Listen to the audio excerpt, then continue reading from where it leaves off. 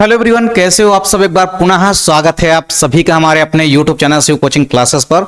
उम्मीद करता हूं आप सभी मस्त होंगे, बेहतर होंगे, आप सभी की पढ़ाई भी अच्छे से चल रही होगी। तो बच्चों, आपका जो 23 फरवरी का बायोलॉजी का पेपर है उसमें आपके 4 अंकों वाले 4 इंपॉर्टेंट क्वेश्चन देखने को मिलते हैं।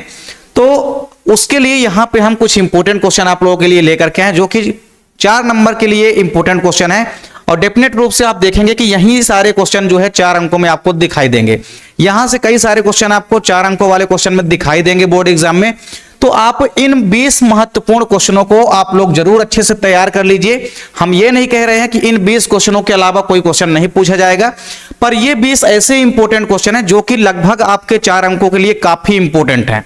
और इनको आप लोग एक बार जो तैयारी कर चुके वो भी देख लें, और जो नहीं देखे वो लोग भी तैयार कर लें कि ये 20 इंपॉर्टेंट ऐसे क्वेश्चन हैं जो कि आप लोगों से डेफिनेट रूप से बोर्ड एग्जाम में जाने से पहले आपसे बनना चाहिए।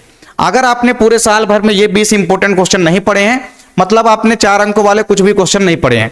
अगर आप लोग इसमें से कुछ भी इंपॉर्टेंट क्वेश्चन पढ़े, कुछ नहीं भी पढ़े, उसको भी आप लोग जल्दी से तैयार कर लीजिए ताकि बोर्ड एग्जाम के लिए ये सारे क्वेश्चन आपसे बन जाएं।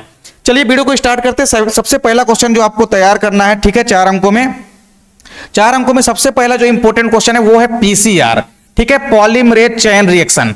ठीक है, पॉलीमरेज चेन रिएक्शन क्या होती है, ये अभिक्रिया आपसे बननी चाहिए। और जीन की जो क्लोनिंग होती है उसकी विधि है ये एक, ठीक है। तो पीसीआर जो विधि है जीन क्लोनिंग की, पॉलीमरेज चेन रिएक्शन, इसका पूरा नाम आपसे बोर्ड एग्जाम में पूछा जा सकता है कि पॉलीमरेज चेन रिएक्शन को समझाइए। तो पीसीआर यानी कि पॉलीमरेज चेन रिएक्शन का संक्षिप्त चित्र सहित वर्णन करना, ठीक है, पूरा का पूरा डायग्राम सहित आपको एक्सप्लेन करते आना चाहिए। दूसरा इंपॉर्टेंट क्वेश्चन है कि डीएनए पुनर्योगज तकनीक क्या होती है, इस तकनीक के उपकरण के नाम लिखिए, ठीक है। रिकॉम्बिनेंट डीएनए टेक्नोलॉजी क्या होती है, या डीएनए पुनर्योगज तकनीक क्या होती है, इस तकनीक में कौन कौन से उपकरण यूज किए जाते हैं, जैसे रिस्ट्रिक्शन एंडोन्यूक्लियस, डीएनए लाइगेज, ये सब आपसे बनना चाहिए। फिर तीसरा क्वेश्चन है प्लाज्मिड क्या होता है, इनके प्रकारों को समझाइए, ठीक है। इंपॉर्टेंट क्वेश्चन है प्लाज्मिड क्या है, और प्लाज्मिड के जितने भी टाइप्स हैं वो आपको एक्सप्लेन करते आना चाहिए। चौथा क्वेश्चन आपको तैयार करके जाना है कि जीन क्लोनिंग को समझाते हुए जीन क्लोनिंग के महत्व या जीन क्लोनिंग की उपयोगिता लिखनी है, ठीक है। महत्व ना देकर के हो सकता है उपयोगिता लिख दे, तो बात वही है, ठीक है। तो चौथा क्वेश्चन आपसे जीन क्लोनिंग को एक्सप्लेन करना है। फिर पांचवा इंपॉर्टेंट क्वेश्चन आपको तैयार करना है वायोपैरेसी व वायोपेटेंट को समझाइए, ठीक है। वायोपैरेसी और वायोपेटेंट को आपको एक्सप्लेन करना है, ठीक है। ये क्वेश्चन भी इंपॉर्टेंट है 4 अंकों के लिए।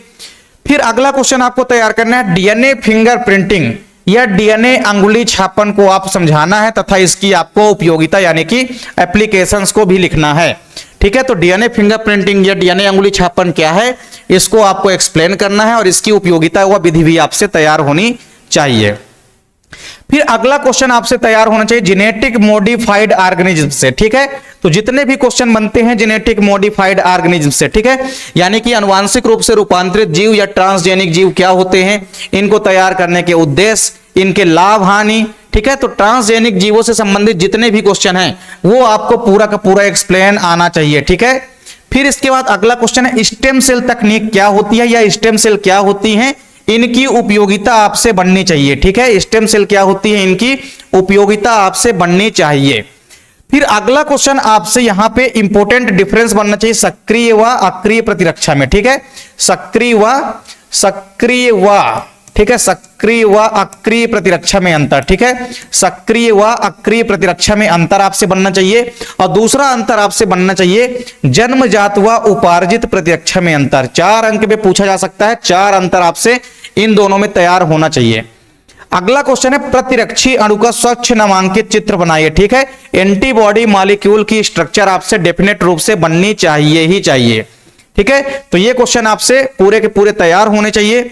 फिर इसके बाद अगला क्वेश्चन है कि कैंसर क्या है, और कैंसर के क्या क्या कारण होते हैं, वह कैंसर के प्रमुख प्रकारों का वर्णन करना है, वह कैंसर के जो भी लक्षण होते हैं, ठीक है, लक्षण, ये क्वेश्चन आपसे तैयार करना है। मतलब कैंसर से संबंधित क्वेश्चन आपसे बनना चाहिए। फिर अगला क्वेश्चन है प्लाज्मोडियम के जीवन चक्र को सचित्र समझाइए, ठीक है। प्लाज्मोडियम, ठीक है, प्लाज्मोडियम का लाइफ साइकिल आपसे बनना चाहिए। ये इसके बाद अगला क्वेश्चन है जीवन की उत्पत्ति के संदर्भ में जो मिलर व यूरो का प्रयोग है, ठीक है। मिलर व यूरो का प्रयोग आपसे एक्सप्लेन करते आना चाहिए। इसके बाद आपको डीएनए व आरएनए में अंतर याद कर लेना है, कम से कम 4 अंतर आपसे फिर भी बनना चाहिए दोनों के मध्य। फिर अगला क्वेश्चन आपको तैयार करना है डीएनए की द्विकुंडलित संरचना, यानी कि डीएनए की डबल हेलिक्स स्ट्रक्चर, और इसके अलावा आपको डीएनए द्विगुणन, ठीक है, यानी कि डीएनए रेप्लिकेशन या डीएनए प्रतिकृति क्या होती है, ये क्वेश्चन आपसे एक्सप्लेन करते आना चाहिए, ठीक है। तो ये क्वेश्चन भी आप लोगों को अच्छे से तैयार होना चाहिए। इसके बाद अगला क्वेश्चन आपसे कौन सा बनना चाहिए, अनुवांशिक कोड क्या है, यहां से क्वेश्चन पूछा जाता है अक्सर। तो अनुवांशिक कोड क्या है, अनुवांशिक कोड के लक्षण या विशेषताएं आपसे बननी चाहिए, ठीक है। ये 4 अंकों के लिए इंपॉर्टेंट क्वेश्चन है। फिर अनुलेखन को समझाइए, ट्रांसक्रिप्शन या अनुलेखन की प्रक्रिया क्या होती है, प्रोकैरियोट से यूकैरियोट्स के अंदर अनुलेखन की क्रिया आपसे पूछ ली जाती है। और इसके बाद लैक ओपरान मॉडल, ठीक है, लैक ओपरान मॉडल भी आपको एक्सप्लेन करना है, ठीक है। इसके बाद आपको मेंडल का स्वतंत्र अपव्यूहन का नियम, ये सीधे 4 नंबर में पूछा जाता है। मेंडल का स्वतंत्र अपव्यूहन का नियम जो है इसको आपको एक्सप्लेन करना है। और फिर इसके बाद इसके बाद एक और क्वेश्चन तैयार करना है कि जब एक सामान्य स्त्री का विवाह है एक वर्णांध पुरुष से होता है तो उस स्त्री से होने वाले संतानों में वर्णांधता की वंशागति को चित्र द्वारा समझाना है, ठीक है। तो इस प्रकार के क्वेश्चन आपके बोर्ड एग्जाम में पूछे जाते हैं। चैप्टर 4 से वंशागति से ये क्वेश्चन पूछे जाते हैं, ठीक है, कि कोई भी वर्णांध पुरुष या वाहक स्त्री है या कोई हीमोफिलिक पुरुष है या सामान्य स्त्री है, इस प्रकार से कंडीशन दी रहेगी और उसका डायग्राम के थ्रू आपको एक्सप्लेन करना है कि अगर इनका विवाह इनके साथ हो जाएगा तो संतानों में इनकी वंशागति कैसी होगी। अगला क्वेश्चन आपसे तैयार होना चाहिए, द्विनिषेचन तथा त्रिसंलयन को समझाइए। तो ये टॉप 20 इंपोर्टेंट क्वेश्चन है, ये आपका पूरा का पूरा टास्क है एक प्रकार से आज का। आप लोगों से अगर बनता है तब पर भी आप लोग देख लेंगे एक बार इन क्वेश्चनों को अच्छे से, क्योंकि ये सिलेक्टेड क्वेश्चन है 4 अंकों वाले। हम ये नहीं कह रहे हैं कि इनके अलावा आपको 4 अंकों वाले कोई क्वेश्चन नहीं पढ़ना है, पर ये मोस्ट इंपोर्टेंट क्वेश्चन है जिनको आपसे बनना ही बनना चाहिए। अगर बोर्ड एग्जाम में आप जा रहे हैं तो उससे पहले आपको ये सारे क्वेश्चन अच्छे से बनना ही बनना चाहिए। तो उम्मीद करता हूं कि वीडियो आपको पसंद आई होगी। इसके पहले भी हमने आपको कई सारे इंपोर्टेंट क्वेश्चन की वीडियो प्रोवाइड करा दी है। हिंदी इंग्लिश दोनों मीडियम वाले जो क्वेश्चन है, जो स्टूडेंट हैं उनके लिए हमने वीडियो प्रोवाइड करा दी है। इंपोर्टेंट अंतर हमने आपको करा दिया है, कई सारे ऑब्जेक्टिव क्वेश्चन की वीडियो हमने आपको प्रोवाइड करा दी है, ठीक है। तो सारे के सारे जो वीडियो आप नहीं देखें तो आप प्ले लिस्ट में जाकर के देख सकते हैं। उम्मीद करता हूं वीडियो पसंद आई होगी। वीडियो अच्छी लगे तो लाइक कमेंट जरूर करें, साथ ही साथ दोस्तों के बीच भी ज्यादा से ज्यादा आप लोग वीडियो को शेयर करें।